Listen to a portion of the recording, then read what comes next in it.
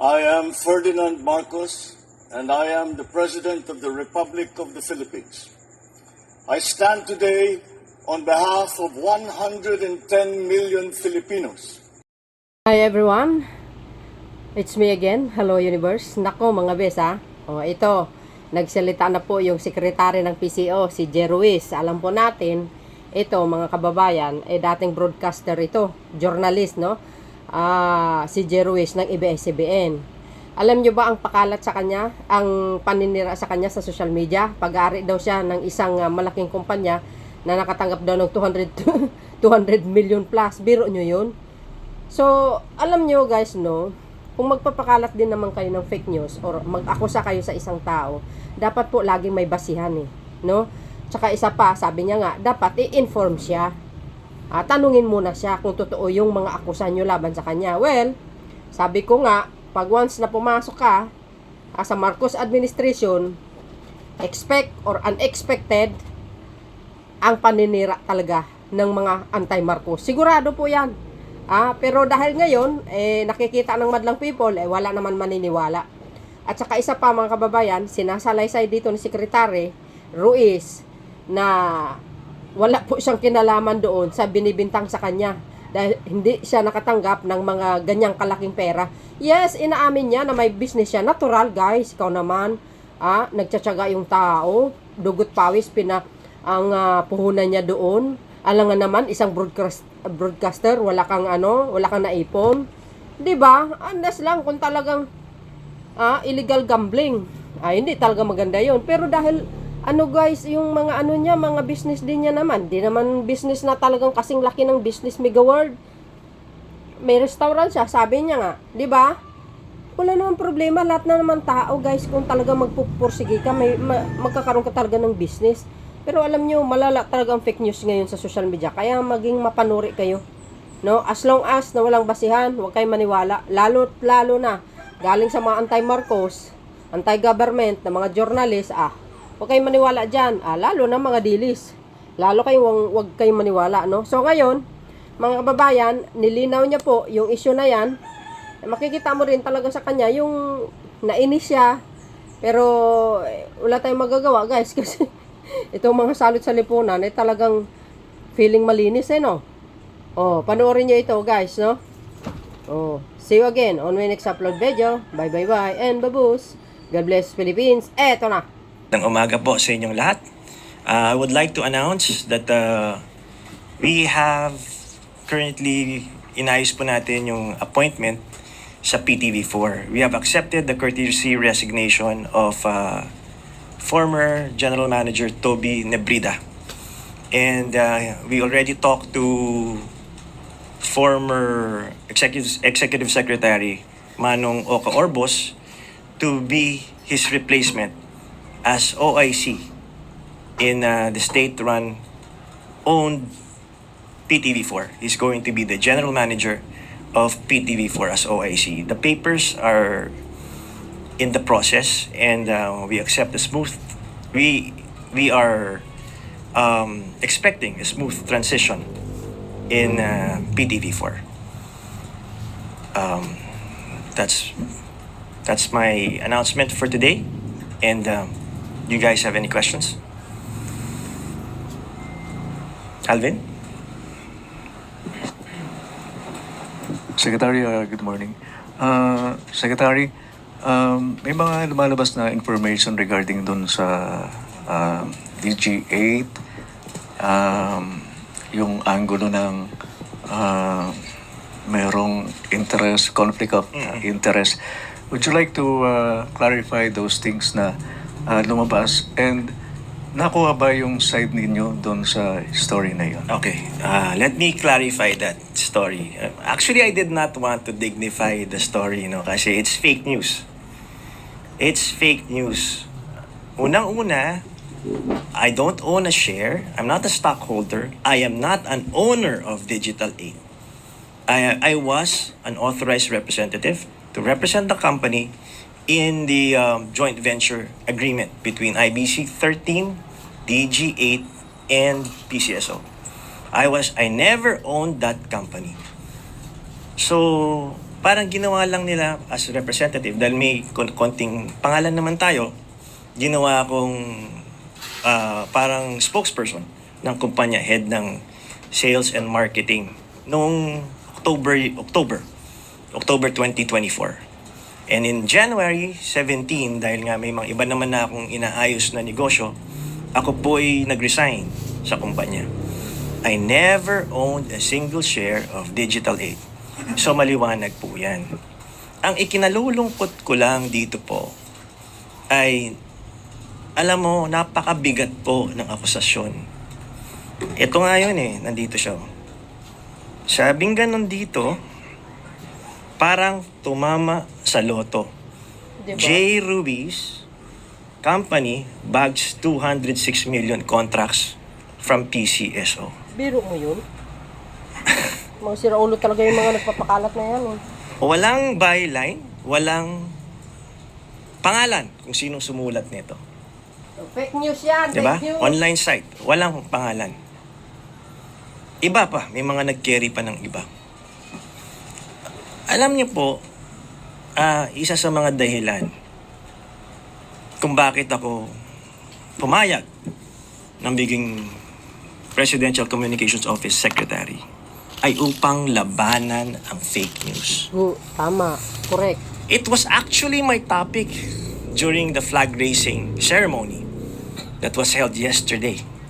That one of the fight of this government and in the BBM administration and in my term as PCO, one of my programs is to fight fake news. Correct. Not knowing na ako pala mismo ang magiging biktima Ng fake ng news. fake news.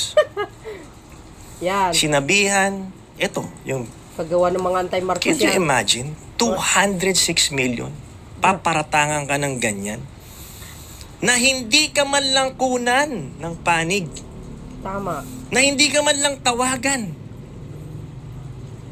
Grabe. na sabi, PCO, secretary ako po, nandito lang ako. Yung nagsulat nito, kung sino man, or kung sino man ang Naku, yung dapat may-ari, kasuhin mo kilala yan, ko naman. sekretary. Si dating secretary, Undersecretary Ray Marfil. Kilala ko, nakasama ko siya sa Senate. Kilala ko rin naman si Hilka Bacungan na nakasama ko rin sa House. Sa journalism, basic po yun, kukunan ka ng dalawang panig. Tama ho ba? Tama ho ba? Tama, di ba? Pag hindi mo kinunan yung isang panig, ano yun? Balanse ba yun? Hindi, siyempre. Balanse ba yun? Hindi, di ba? Fake Isa lang news yan. panig ang pinakinggan mo Una-una, wala nga dokumento yung storya. Tama, fake news nga. In the story, it says, I was an authorized representative. Even the document said it. So, all you have to do, SEC, tignan mo sino may-ari, malalaman kung sinong tunay na may-ari nun. So, ngayon, nakapagtataka naman na ngayon gumagawa tayo ng mga reforma, na ngayon gumagawa tayo ng mga pagbabago. On my 8th day, 8th day, may ganito ng storyang lumalabas. Ano to? Demolition job? Fake news ba to? Ano ang dahilan? Secretary, that Yes, Alvin. yun sana ipa-follow up ko sa inyo na rin nanggaling. Anong nakikita niyong motibo doon sa mga allegations against you? Alam mo, Alvin, marami akong nakikitang dahilan. Siguro 2, 3. Meron kasing mga mangyayari dito na kinakailangan kong gawin. Merong balasahan na mangyayari. May mga, ang utos ng executive secretary, lahat from director up, kailangan magsumite ng courtesy resignations. I don't know kung bakit, I don't know, meron akong slight na siguro kung bakit nila ginagawa to, no? Pero, ang pakiusap ko lang, sana naman, kunan naman ang panig ko. Sana naman, the greater the accusation, the greater the fact-checking. And make sure that you ask the person that's being accused. Tama. Isipin mo to, partner.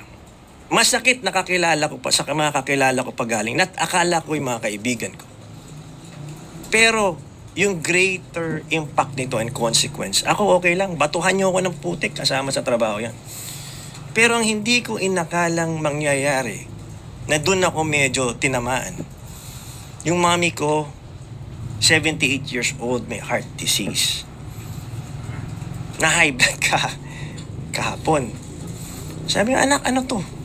Ma, hindi po totoo yan. But remember, a lie told 1,000 times Tama. drowns out the truth. Correct. So, unang-una, ayoko sanang i-dignify kasi nga fake news eh. It will give them a sense of credibility by answering these fake news. Dapat lang. Sagutin nyo. By answering, Mga siraulo talaga yung mga nagpapakalat ng fake news. na yan. binibigyan pat ng dahilan. Nagkakaroon pa ng sense ng credibility. So, ayoko sanang patulan. Wala naman siguro magpipick up niyan. Pero nagulat ako, pinatulan ng iba yung istorya. I'm not Kinalat. blaming anybody here. Pero sana naman, mag-research, tumingin sa dokumento. Correct. At, kasi, una, yung consequence sa family ko. Mom ko, high blood. Kapatid ko. Pangalawa, recently, may mga kidnappings, di ba? May mga anak ako na wala namang bodyguard dyan. Sasabihin nyo, may 200 million, 206 million na kinita dito. Wala naman. So, naging target pa ngayon kami ng mga masasamang loob. Huwag naman ganun. Isang tawag lang naman ako eh. Isang tawag lang naman ako eh. Ang dami kong kakilala, common friends, na nandun. In fact, isa nga dyan si Benji Liwanag. I asked him 2 days ago, pare, gusto mo ba maging assistant secretary? Nagtatrabaho siya sa Abante, radio operations. We're close. Sabi ko, pare, gusto mo ba? Baka ikaw naman pinagkakatiwalaan kita. Baka naman pwedeng dito ka. Diba? Usap tayo. Meron akong iaalok sa'yo na trabaho. Sabi niya, pero tandaan mo, presidential appointee to, pare. Pag umalis ako, magpa-file din ako ng courtesy resignation. Lahat tayo. Ganun lang yun. Sabi niya, pare, okay na ako dito. Stable na. O sige, tulungan na lang tayo. Kita tayo minsan. He's a friend. He works for the publication. Diba? Kunan lang sana side ko. Yun lang naman ang gusto ko sana nangyari dito. Para hindi na nagkaroon ng pagkakalituhan o yung misinformation or yung fake news binigyan halaga. I was contemplating on siyempre yung una mong reaction, di ba? File a legal action against these purveyors of fake news. Pero nung naitulog ko, naisip ko baka naman lalo lang tayong madistract. Madistract tayo sa focus na ano ang kinakailangan gawin bilang Presidential Communications Office. The number one fight of our generation is fake news. I call on us, people from the traditional media. Sama-sama po natin labanan ng fake news. Sumusobra na eh. It's becoming a very toxic environment na kung saan wala nang rules. Murahin mo dito, akusahan mo si ganito. Na kahit hindi totoo, nalulunod ang katotohanan. The voice of truth should be louder than lies. We should be guardians of truth. Ayaw natin na lumaki ang mga anak natin na puro kasinungalingan, hate speech, at kung ano-ano pa, toxicity on the internet na nagre-reflect ngayon sa tunay na buhay. Kasi dalawa na ngayong mundo eh. The cyber world and the real world. Yung cyber world toxicity napupunta rin sa real world toxicity. So it's causing divisiveness. It's causing many things, including hatred. So, ang akin lang, kung may mga ganitong akusasyon, please, mag-research po tayo. Kausapin natin ipaliwanag natin. I really didn't want to dignify the story, but since too many people are asking, what's this? And of course, I also have responsibility towards my own family. Kasi yung anak ko, si Enzo, sabi niya sa akin, Dad, is it true you made 200 million pesos? Where is it? Sabi ko, anak, hindi yan totoo. Kung may 200 million tayo, bakit pa tayo magtatrabaho dito? Although, ang dami pang tumawag sa mga kaibigan ko. Sabi nila, Jay, pabalato naman, may 200 ka pala dyan. Di ba? Tapos, yun nga, pati asawa ko tuloy, hinahanap yung 200 million na yan. Wala pong ganyan nangyari. Tsaka yun nga po, yung implication sa mental health, sa mga mahal ko sa buhay, at yung implication ng security para sa aking mga mahal sa buhay. Now, I requested for security for myself and for my family because of this fake news that turned out of hand na. Even the Senate President, which was fed wrong information, also reacted to it. Kasi ang sinasabi nila, ako raw may-ari ng digital. Hindi nga ako may-ari niyan. I have another company na magdadivest ako. It's a political management firm na doon malamang may conflict of interest, kaya doon ako magdadivest. Meron din po akong restaurants. Nagsimula po ako sorbetero. Alam ni Alvin yan. Reporter pa lang ako, nagbebenta na po ako ng sorbetes. Ice cream house po ang tawag dyan. Nagsimula rin ako magbenta ng gulay, buy and sell. Hanggang nag-buy and sell ako ng condominium, townhouse, at sa naging bahay-bahay na. So ito po, malinis ang pinanggalingan to. Dugot pawis po pinanggalingan ito. Walang halong illegal.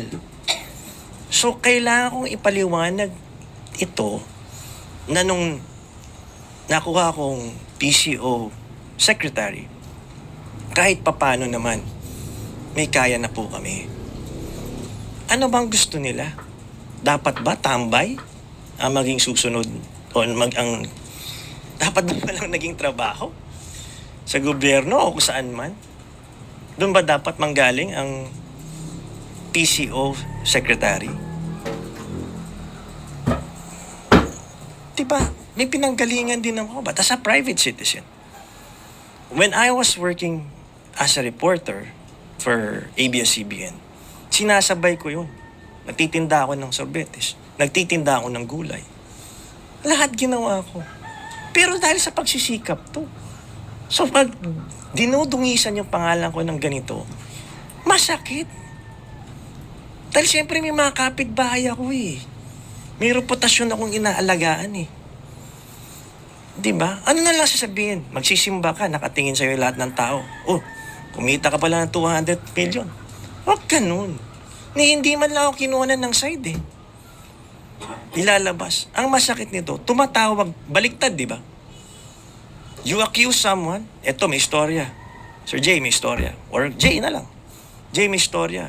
Oh, kumita ka raw ng 200 million sa ganitong ko. At least, tawagan mo lang. Balance, di ba? Fair reporting. Hindi nangyari yan eh. O ngayon, baliktad. Ako pa ngayon ang tumatawag. Di naman ako sinagot. So ano to? Bakit? Anong dahilan? Anong motivation? We are trying to streamline, which is also an order from the executive secretary, to come up with better processes in the Presidential Communications Office. Kasi ang dami ring leaks, ang daming duplication of offices, at maraming dapat kailangan baguhin. 8th day ko pa lang. Hindi naman ako nagbago, si Jay pa rin to. Titulo, hindi naman mahalaga sa akin yan. Kasi bumagsak na ako minsan eh. Naranasan ko na yung dapang-dapa ako eh.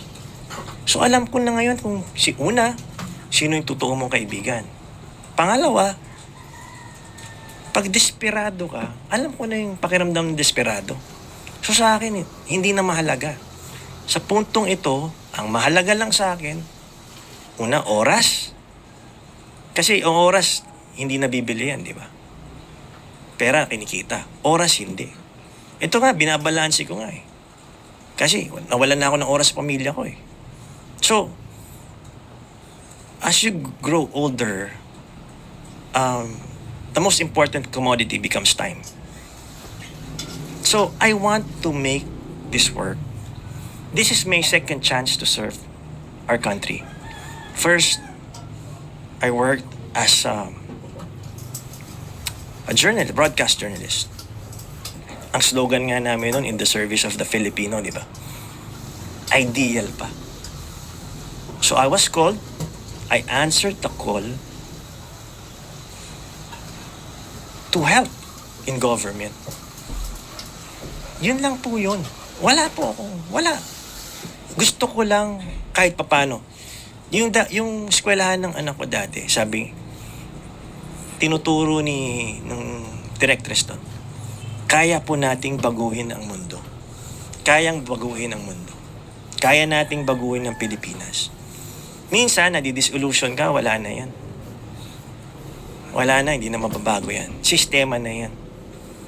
Kultura ng talangka, pang-iintriga, paninira, lahat na. Pero naniniwala ako sa edad kong to, kaya pa nating magbago. Kaya natin magsama-sama. Kaya pa natin magkaroon ng iisang boses. Dahil ang gusto naman natin as PCO, 3 po ang programa ng PCO. Labanan ng fake news. Pangalawa, government communication para sa tao. At pangatlo, people-centered communication.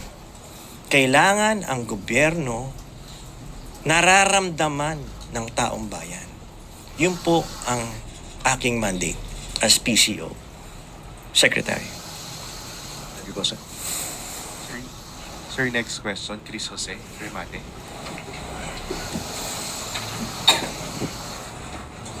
Sir, with this, yung sinasabi nyo nga po na implication sa family, nagkaroon na ng parang na-damage na yung pangalan nyo and yun nga, pati mga anak. Hindi, alam mo, hindi naman na-damage, no? Kasi wala naman masyadong naniniwala.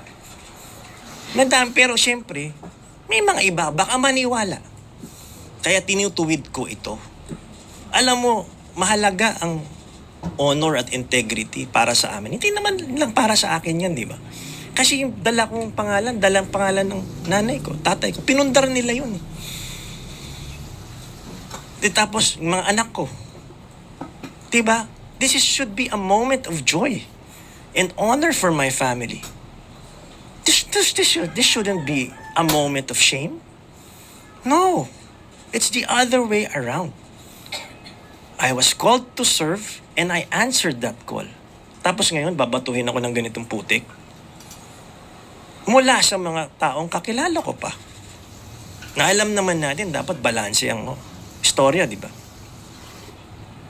Sir, sumagi po ba sa isip nyo na parang nagsisi kayo na tinanggap nyo yung position? Ano ka?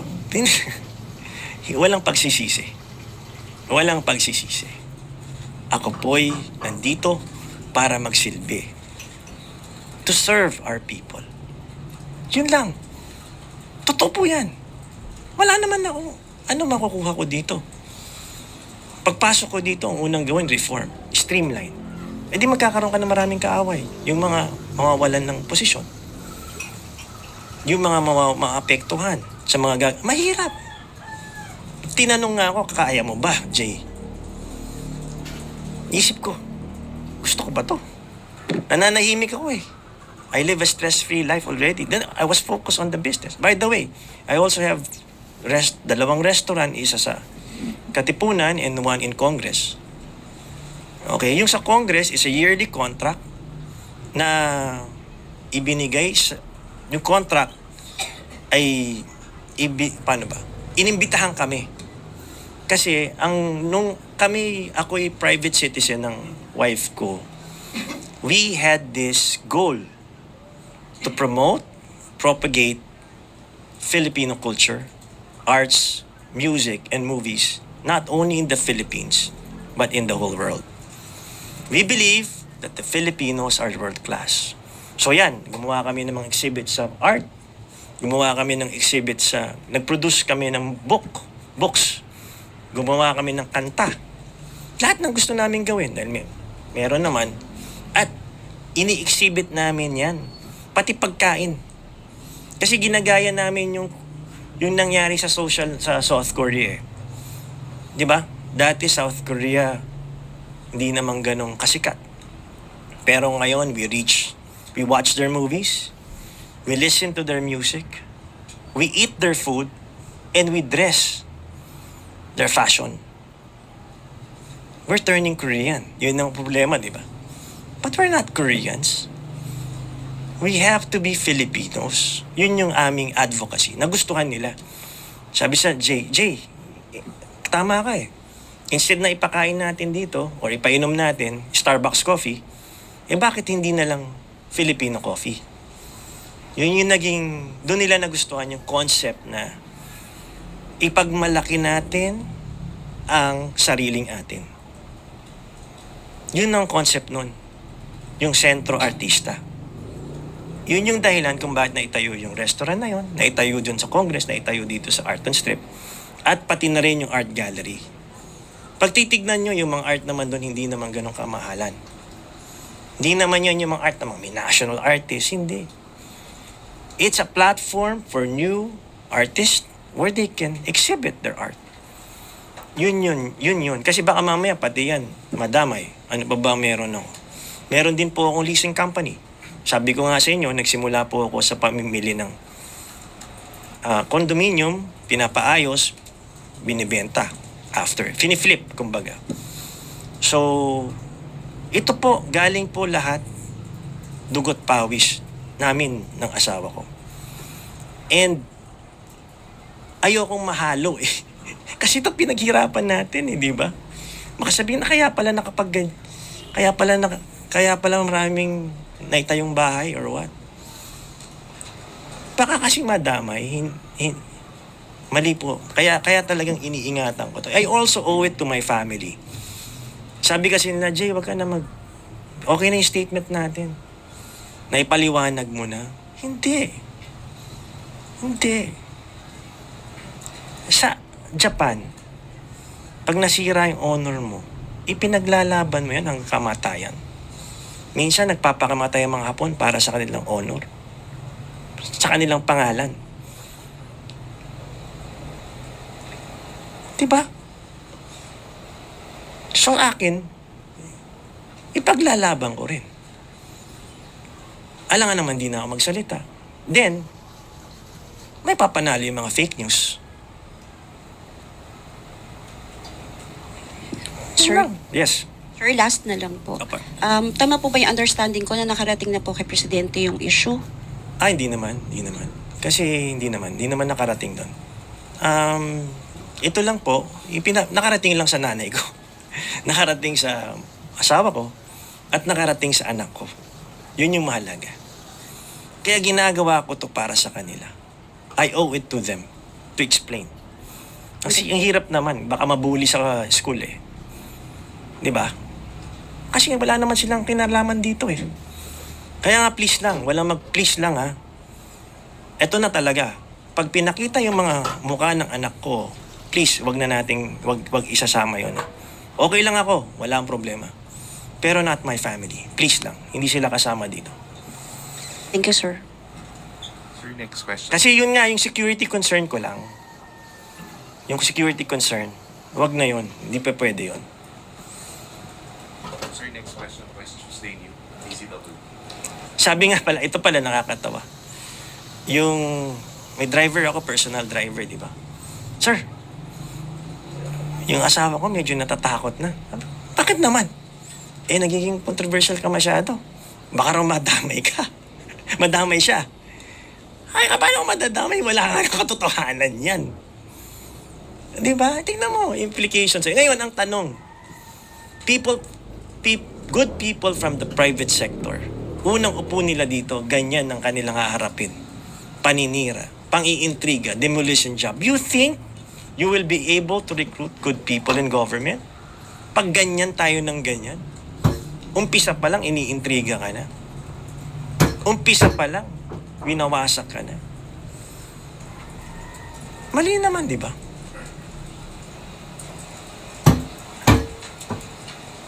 Sir, Tuesday New, DZBB. Hi, sir. Hello, Tuesday. Good morning po. Morning. Sir, given the situation, sabi niyo nga kanina kayo mismo na biktima ng fake news. At mismo sa PCO may leakage, may mga siraan, may mga intriga. What immediate measures po or actions ang ipatutupad ninyo para matigil na po ang mga ito? Ako una, ina-identify natin itong mga salarin na ito. Pinagsasabihan din natin yung masyadong nagbibigay ng intriga. At ngayon kasi, nung una open ako sa lahat eh. Kasi lahat ng information, di ba? Ito, kanan, bulong dito, bulong dito. Si ganito, si ganyan, si ganito. Si ganito, si ganyan, si ganyan. Ay, i-filter mo ngayon eh, kasi marami naman akong kaibigan dito. Di ba? Palakasan ng boses. Palakasan ng bulong.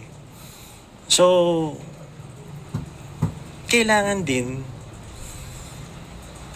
ma-decipher mo kung alin yung sino yung nagsasabi ng totoo, sino yung sumisip-sip, sino yung papalakas, sino ang karapat-dapat. Performance-based ba? Although mahirap gawin mahirap gawin. Kasi bawat tao may history. May iba, may mga malalakas na backer. May mga iba, may pinagsamahan kayo. So, as I said, you will have to make hard choices. I will have to make hard choices. But I know that if I made the wrong choice, it's me on the line, di ba? Ulo ko naman ng sisibakin dito. So, ako, I'm coming from, gawin ko na lang to. Minsan lang naman dadaan sa buhay ko to, di ba? So, gawin ko na lang siguro yung tama. Pero, alam mo, pag nandito ka pa na ganyan, no? Mga decision na ganyan. Kasi napakarami eh. Ang una kong naisip, nung una kong pasok dito, PCO ba to or employment agency? Sorry boss, yun ang naranasan ko. PCO or employment agency. Marami kasing gusto magpa-retain, marami rin naman gusto maghanap ng trabaho. Naintindihan ko naman yun. Okay lang naman. Pero we will have to choose the right person, people. Kasi in the end, ako rin ang mananagot. In the end, tignan mo, nakailan na po PCO? Pang-apat na ba ako? Pang-apat na, no? Pang-apat. So, one wrong step, one wrong move, para ka nagbabalanse dito parati. Pwede kang bumagsak. Kaya nga ako, I keep my feet on the ground as much as possible. Hindi ka masanay doon sa mga nakikita mo yung influence and puwersa na nakikita ng iba. Minsan kasi, you get lost eh. Mawawala ka. Mag-iibang tao ka. Mag-iibang anyo. That's why I constantly talk to my friends in the Malacanang press corps also. And stay grounded. Kasi pagbaba mo, di ka naman, gulong. Ang buhay, gulong ng palad yan, di ba? Paikot or parang parang gulong. Baba, taas. Pagbaba mo, sila pa rin makikita mo. So, kung nasa taas ka man ngayon, ganun ka pa rin, hindi ka magbabago. At siguro sa akin, as PCO, Secretary, I always want the constant feedback, the constant dialogue. Sa aking mga kaibigan na tumatawag, minsan hindi ko lang nasasagot. Kasi ito po, pagkasama mo si Presidente, nasa kanila yung telepono. So, hindi ka talaga makakasagot. So, sa mga nagsasabi na, baka lang nagbago na si Jay, lumaki na ulo. Hindi po. Marami lang din po talagang trabaho. Kasi dalawa eh.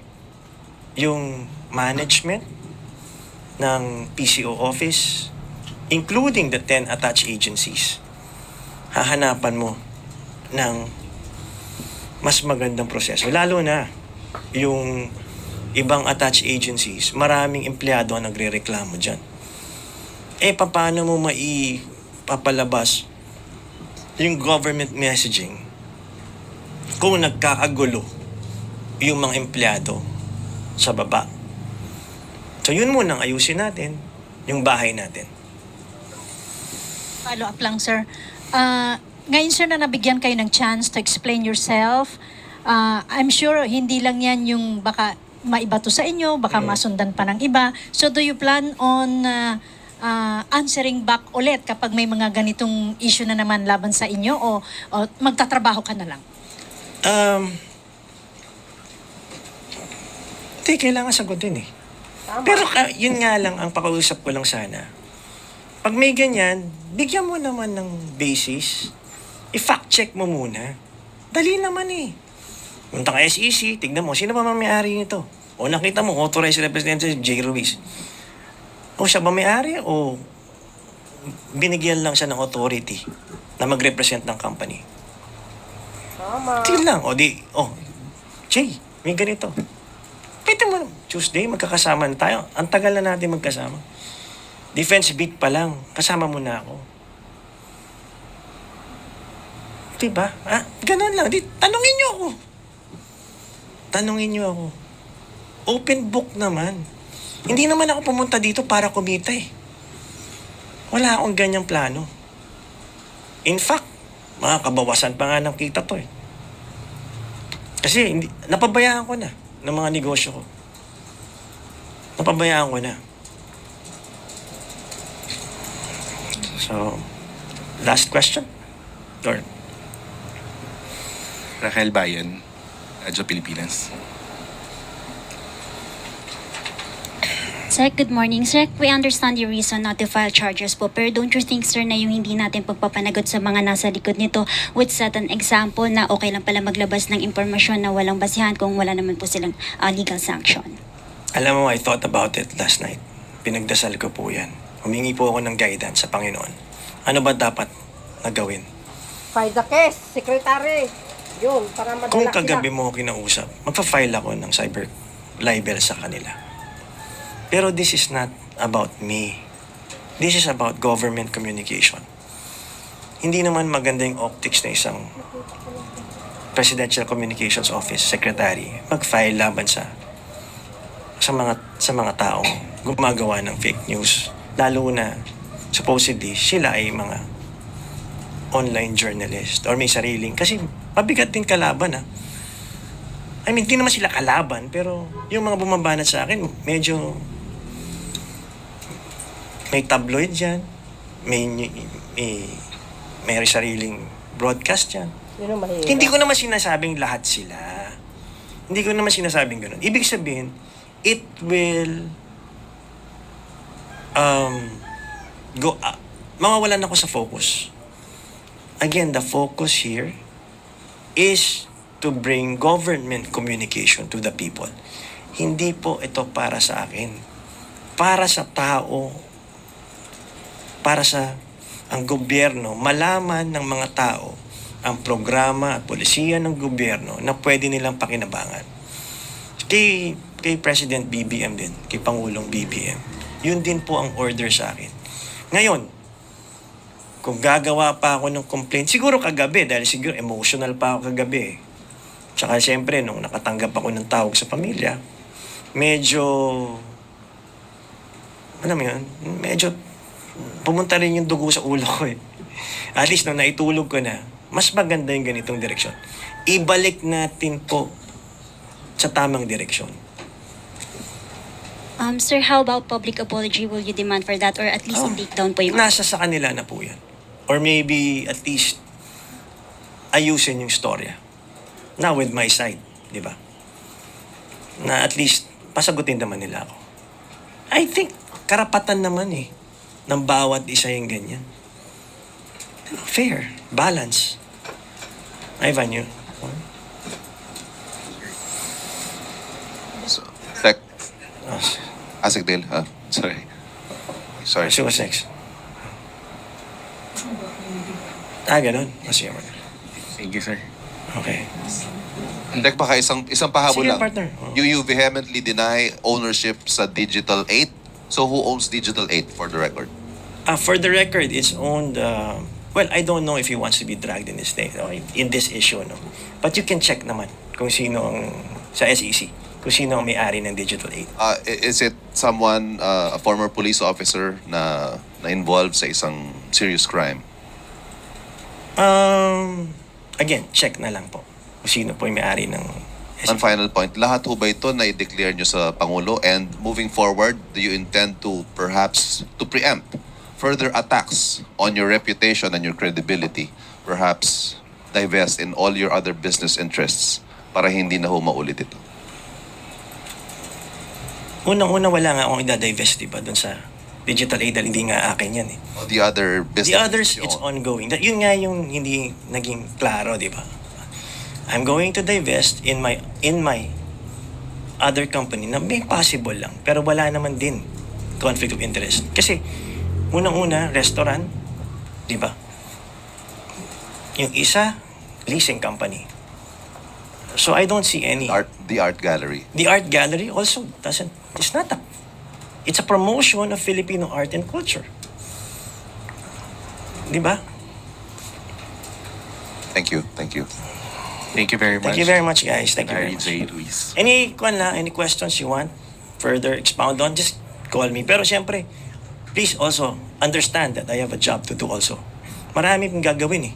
Maraming kailangan ayusin. Thank you very much, guys. Till next time.